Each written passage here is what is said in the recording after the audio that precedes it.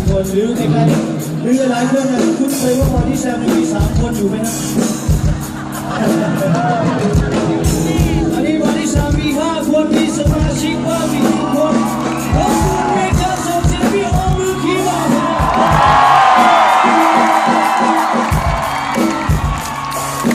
เพลงต่อไปนี้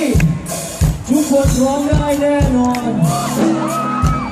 ร้องได้ตั้งแต่ต้นจนจบด้วยผมเชื่อเลยครับ